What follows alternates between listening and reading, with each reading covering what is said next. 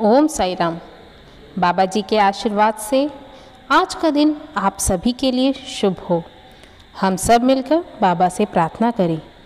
ब्रह्म मुहूर्त पर बाबा की आराधना करने से हमें बहुत बड़ी शक्ति और अधिक आनंद प्राप्त होता है। आप सभी भक्त भी सुबह 4:30 से 6 बजे के बीच बाबा की पूजा करें, उनकी आराधना करें। अवश्य आपके जीवन में एक बड़ा बदलाव आप महसूस करेंगे। आपको मन की शांति प्राप्त होगी। महिला हो या पुरुष, अगर बाबा एक बार हमारे मन में आए तो हमारा दूसरों के प्रति क्रोध कम हो जाता है। आप स्वयं तुलना करके देख सकते हैं कि बाबा के पूजने के पहले और बाबा की निरंतर आराधना करने के बाद आप में क्या बदलाव है। अवश्य आप में सामाजिक, आर्थिक एवं शारीरिक रूप से परिवर्तन आप अवश्य महसूस करेंगे। आज जिस विषय पर हम चर्चा करने वाले हैं वह अत्यधिक महत्वपूर्ण है। मैं बार बार एक ही विषय को इसलिए कह रही हूँ क्योंकि पारिवारिक रिश्ते अगर अच्छे होंगे तो हमारा जीवन सुगम होगा। पति पत्नी के अच्छे संबंध होना चाहिए, उनमें अच्छा बंधन व प्यार होना चाहिए। अगर आपके पास धन दौलत जायदाद हो लेकिन पति पत्नी का बंधन अच्छा ना हो तो आपके पास जो भी धन दौलत सब कुछ व्यर्थ है। इन सब का कारण पति पत्नी दोनों आपस में अगर एक दूसरे को समझ लें तो बस इतना ही काफ़ी है। वरन आपके वैवाहिक जीवन में निरंतर परेशानियां होती रहती हैं। पत्नी हो या पति, दोनों को आपस में एक दूसरे को समझना आवश्यक है। अगर हम दोनों समय सुबह शाम पूजा पाठ करें और मनुष्य को मनुष्य के रूप में बर्ताव ना करें तो हमारा पूजा पाठ करना ही व्यर्थ है। अगर हम गलत व्यवहार कर ईश्वर की पूजा करें तो कोई भी ईश्वर आपका साथ नहीं देते। बस यही आपको समझना है। बाबा ने स्वयं कहा है, मनुष्य को मनुष्य समझो, मेरी पूजा पाठ करने की आवश्यकता नहीं है। मैं तुम्हें सदैव देख रहा हूँ और यही सत्य भी है। पति पत्नी के बीच एकता का होना आवश्यक है। अगर हमें हमारा जीवन खुशहाल चाहिए है तो हमें पति पत्नी बच्चों के साथ उनका भविष्य बनाना हो तो पति पत्नी के मध्य खुशी का होना आवश्यक है। दोनों के संबंध ऐसा होना चाहिए कि पति को क्या पसंद है और पत्नी को पता होना चाहिए और इसी तरह पत्नी को क्या पसंद है पति को पता होना चाहिए। अगर आप यह जान लें तो बस यही काफ़ी है, आपका जीवन खुशहाल होगा।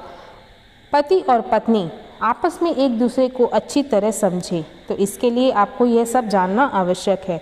अगर आप ये दिए गए इन पॉइंट्स में से अपनी लाइफ में करते हैं तो अवश्य पति पत्नी के मध्य जीवन सुगम होगा। एक परिवार तभी पूरा होता है जब उसमें पति पत्नी हो, उनके साथ उनके बच्चे हों, अन्य रिश्ते हों।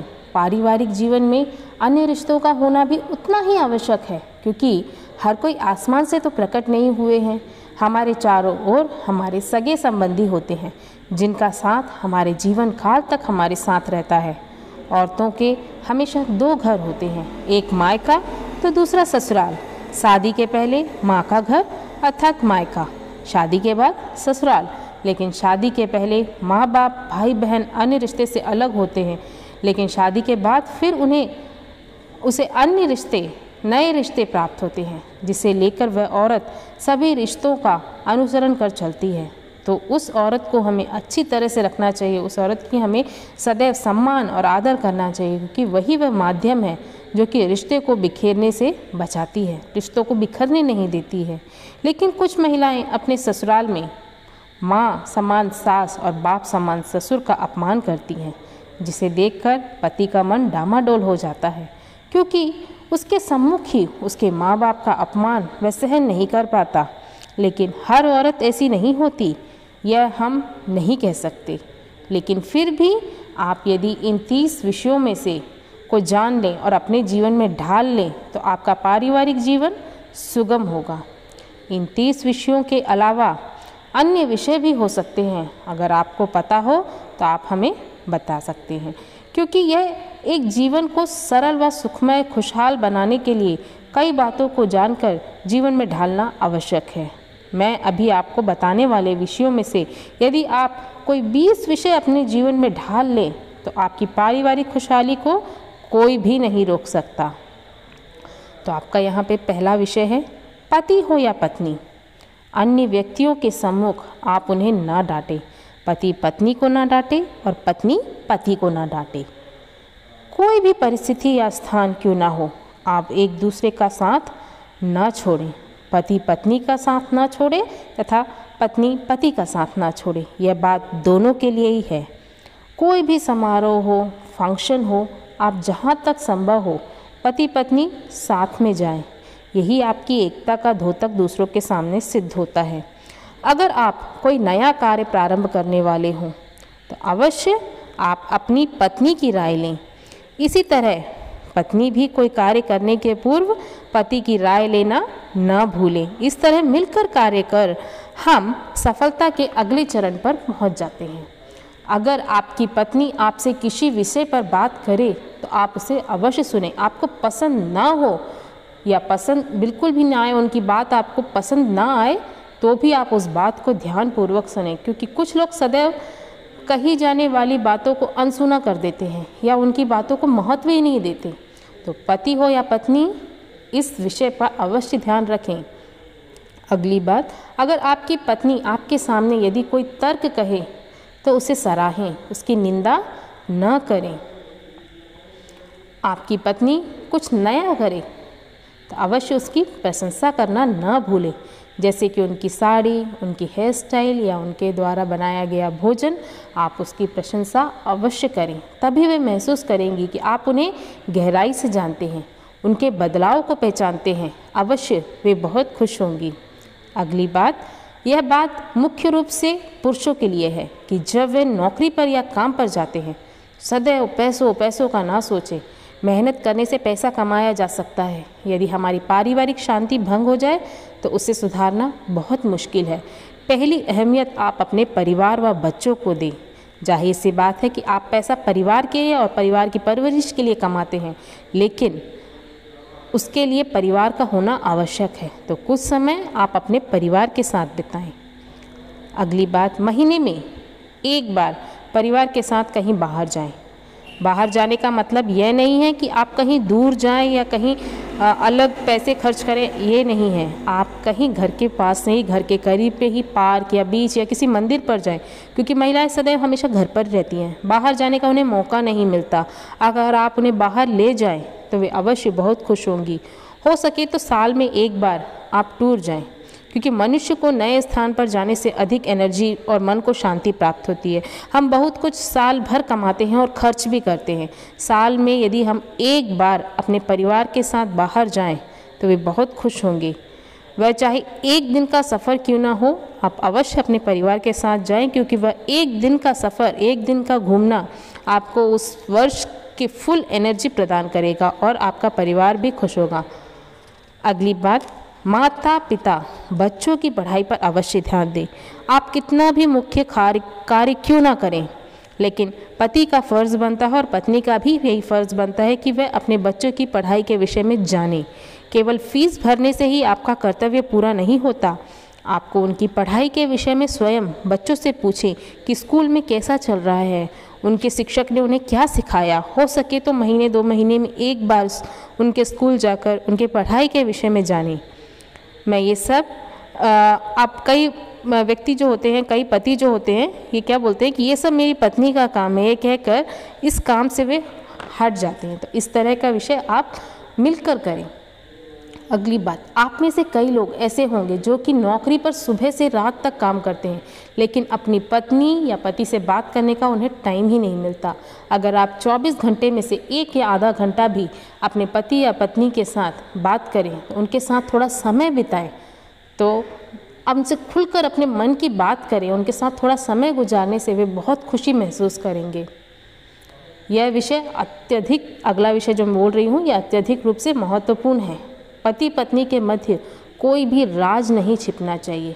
अगर आप कोई भी गलती अनचाहे में करें, अनजाने में आपने कोई गलती की हो, तो आप एक दूसरे के साथ अवश्य शेयर करें, क्योंकि अनजाने में कोई तीसरा व्यक्ति आपकी गलती को कहीं अलग जगह पर जाकर दूसरों के सामने उजागर करे तो यह विषय पति पत्नी के बंधन में बाधा उत्पन्न कर सकती है, क्योंकि पति पत्नी का रिश्ता एक विश्वास की डोर से बंधा होता है और अगर आप कोई राज छिपाएंगे तो यह आपके ऊपर शक पैदा कर सकता है। चाहे वह छोटी छोटी बातें क्यों ना हो, आप अवश्य एक दूसरे से शेयर करें, तभी आपके जो विश्वास की डोर होगी कभी नहीं टूटेगी।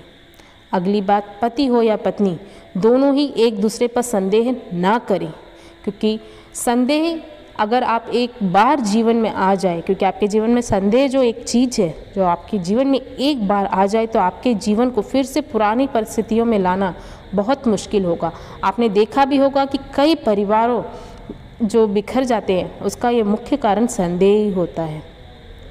आप दोनों का आचरण व व्यवहार इस प्रकार होना चाहिए कि दोनों को संदेह ही ना हो। पति हो या पत्नी, आप अपने परिवार से संबंधित बातों को एक दूसरे के साथ अवश्य शेयर करें।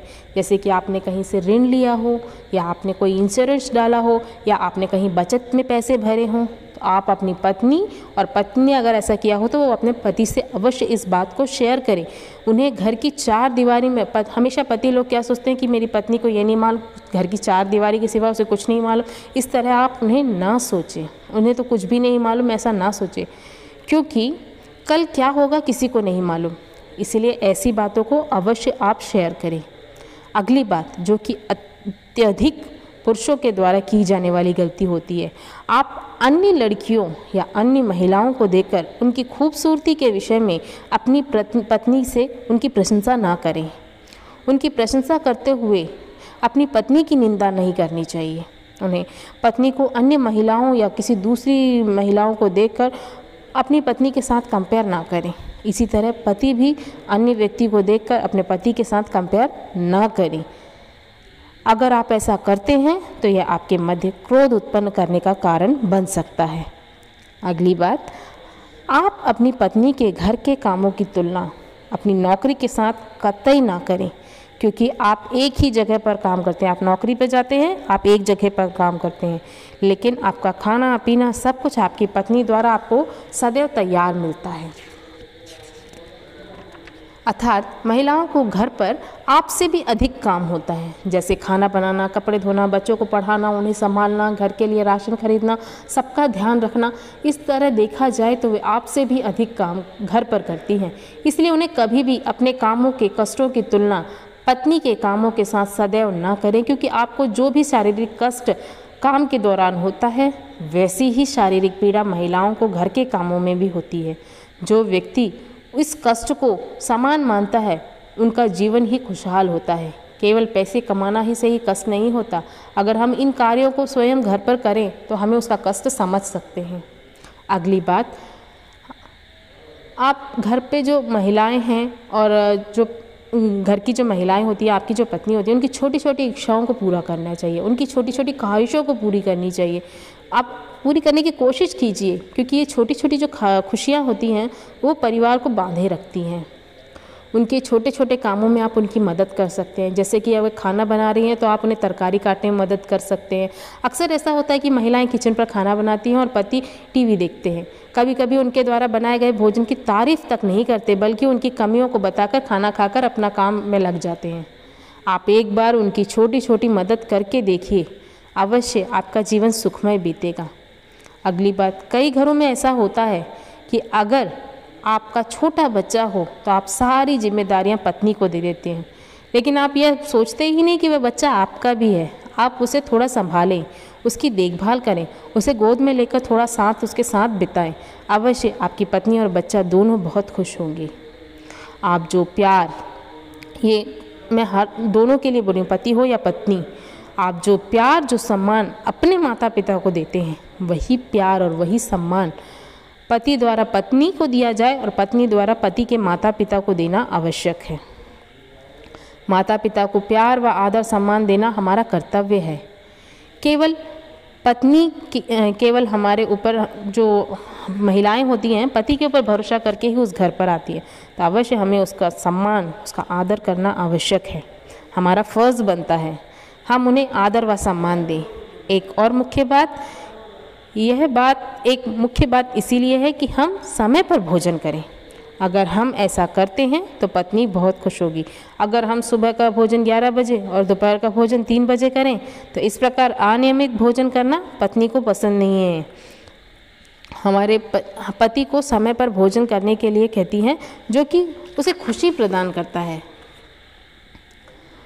हम अगर यदि कहीं बाहर जाएं तो अवश्य पति को, यह पति हो या पत्नी, एक दूसरे को बता कर जाएं या उन्हें पूर्व ही सूचित करें और बता दें कि लगभग कितना समय लगेगा, क्योंकि अधिकांश लोग यह बात एक दूसरे से बताना ही भूल जाते हैं, जो कि घर पर एक झगड़े का कारण बनकर परिवार की शांति भंग हो जाती है। आप यह आदत अवश्य कर लें। अगर आप समय पर पहुंचना संभव ना हो तो आप उन्हें फ़ोन पर भी बता सकते हैं कि क्योंकि आपके इंतज़ार में आपका परिवार आपकी राह देखता है। पति हो या पत्नी, आप एक दूसरे का जन्मदिन व शादी की सालगिरह अवश्य याद रखें तथा गिफ्ट देना ना भूलें, क्योंकि वे आपकी ओर से पहली बधाई का अवश्य इंतज़ार करते हैं, इसलिए उस दिन को कभी ना भूलें। आप एक दूसरे की पसंद को अवश्य जानें। उन्हें क्या पसंद है, क्या खाना पसंद है, कहाँ घूमना पसंद है, इस प्रकार आप पूर्ण रूप से एक दूसरे की पसंद नापसंद को जान लें। एक और मुख्य बात, आप एक दूसरे को कभी झूठ ना बोलें। चाहे आपने अनदेखी में कोई गलती की हो, आप झूठ ना बोलें तथा उनमें कोई राज ना छिपाएं। आप एक दूसरे से कोई भी राज ना छुपाएं।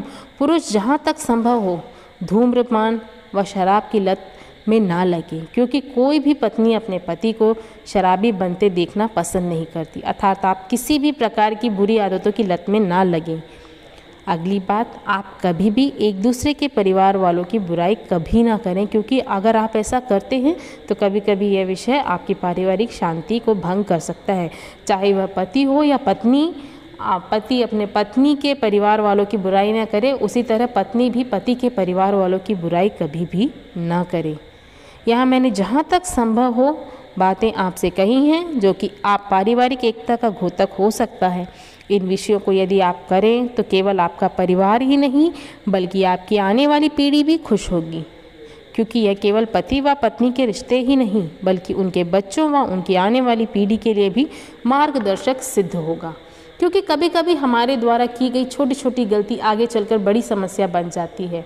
हम बाबा से सदैव यही विनती करते हैं कि हम खुश हों और हमारा परिवार खुश हो, हमारे परिवार सदैव बना रहे। तो इसके लिए आवश्यक है कि पति पत्नी के मध्य खुशी हो, उनके रिश्ते सुगम हों। तो अब आइए हम श्री साई सच्चरित्र में एक अध्याय पढ़ें। इस अध्याय में बाबा ने एक उपदेश दिया है, निंदा संबंधी उपदेश। उपदेश देने के लिए किसी विशेष समय या स्थान की प्रतीक्षा न करना। बाबा यथा योग्य समय पर ही स्वतंत्रतापूर्वक उपदेश दिया करते थे। एक बार एक भक्त ने बाबा की अनुपस्थिति में दूसरे लोगों के सम्मुख उसकी निंदा की। गुणों की उपेक्षा कर उसने अपने भाई के दोषारोपण में इतने बुरे कटु शब्द वाक्यों का प्रयोग किया कि सुनने वालों को भी उसके प्रति घृणा होने लगी। बहुधा देखने में आता है कि लोग व्यर्थ ही दूसरों की निंदा कर झगड़ा और बुराइयां उत्पन्न करते हैं। संत तो निंदा तो दूसरों की दृष्टि से ही, दूसरी दृष्टि से ही देखा करते हैं। उनका कथन है कि शुद्धि के लिए अनेक विधियों में मिट्टी, जल और साबुन पर्याप्त है, परंतु निंदा करने वालों की उपयोगिता भिन्न ही होती है। वे दूसरों के दोषों को केवल अपनी जिह्वा से ही दूर करते हैं और इस प्रकार वे दूसरों की निंदा कर उनका उपकार ही किया करते हैं, जिसके लिए वे धन्यवाद के पात्र हैं। निंदक को उचित मार्ग पर लाने के लिए श्री साईं बाबा की पद्धति सर्वथा ही भिन्न थी।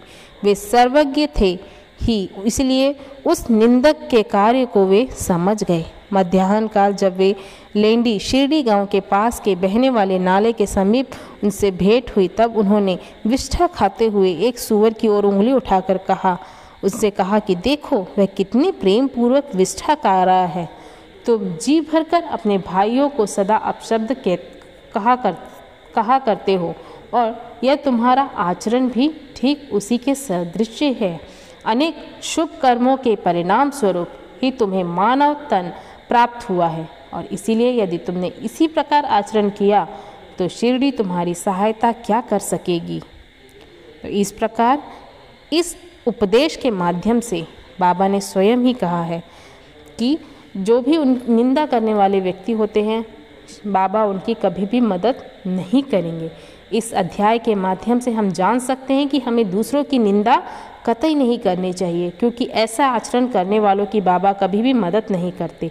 इसके लिए सर्वप्रथम हमें अपना आचरण बदलना आवश्यक है। इसके लिए कबीरदास ने भी कहा है, निंदक न्यारे राखिए आंगन कुटी छबाए, बिन पानी साबुन बिन निर्मल करत सुभाए। अर्थात निंदक जो होते हैं, जो दूसरों की जो निंदा करने वाले व्यक्ति होते हैं, उन्हें हमेशा हमें अपने घर के आंगन पे रखना चाहिए, क्योंकि जब हम उन्हें अपने पास अपने करीब ही रखेंगे तो बिना साबुन के बिना पानी के वे हमारे सारे दुर्गुणों को दूर कर हमें निर्मल कर बहुत ही सुगम बना देंगे। अगर मैं आपको कहना चाहती हूँ, अगर आपको पसंद ना आए, आप पसंद ना हो, आप उनसे दूर रहें, उनकी बुराई या निंदा ना करें। अगर वे आपके मित्र हैं, आपको उनका बर्ताव पसंद ना हो, तो आप उन्हें सीधे उनसे यह बात कहें, क्योंकि बाबा ने स्वयं इस अध्याय के माध्यम से कहा है कि वे निंदा करने वालों की कभी भी मदद नहीं करेंगे।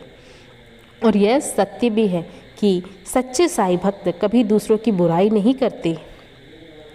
अगर कोई पुरानी रंजिश हो तो आप उन्हें भूल जाइए। आप अवश्य सुबह ब्रह्म मुहूर्त पर बाबा की आराधना करें।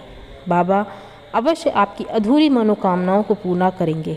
आप निरंतर श्री साई सच्चरित्र का पाठ करें, जो कि आपके कई सवालों का जवाब सिद्ध होगी। अवश्य बाबा आपकी प्रार्थनाएं सुनकर आपकी मनोकामनाएं अवश्य पूरी करेंगे। ओम साई राम, ओम साई राम, ओम साई राम।